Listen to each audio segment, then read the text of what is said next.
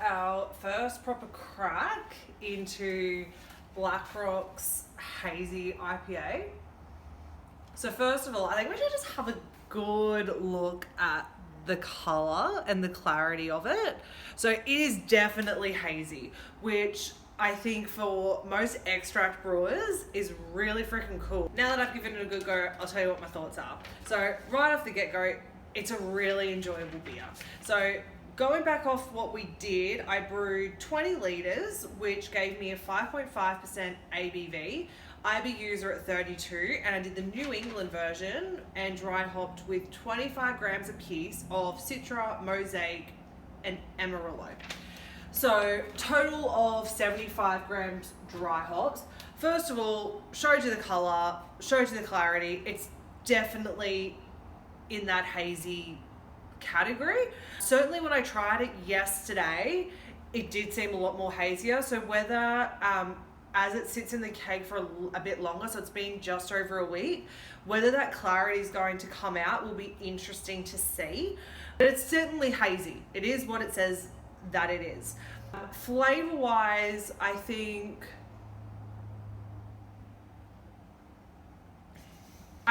that this is a great beer for majority of people because it places you in the middle. Like there's a bitterness there that people who like beer that tastes like beer will enjoy, but there's also that little hop creeping forward that those of us who err more on the craftier side still really enjoy.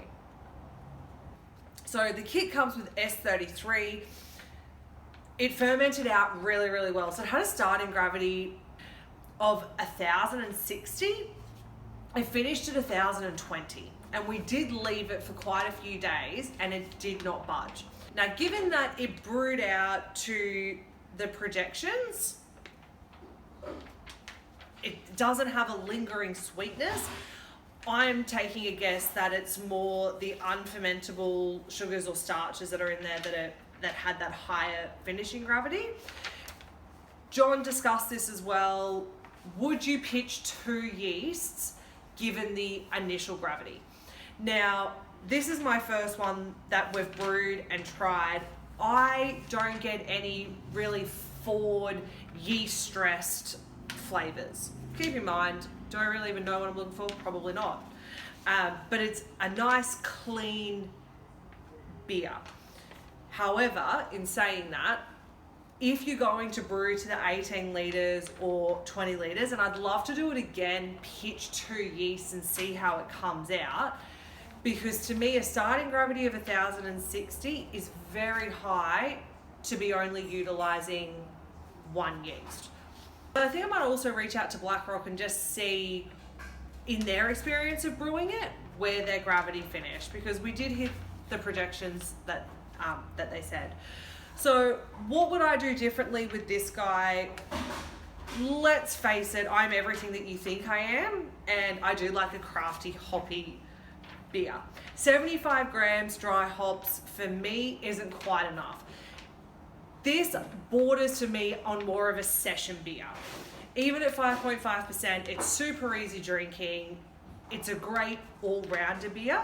I do like my beers a little bit more hop forward. So I would certainly be pushing this closer to the 150 gram dry hops. I've seen some comments online talk about even going up to 200, 300.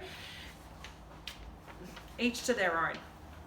I have to admit, the aroma coming from the fermenter was very strong. We've certainly lost some of that aroma in the kegging process.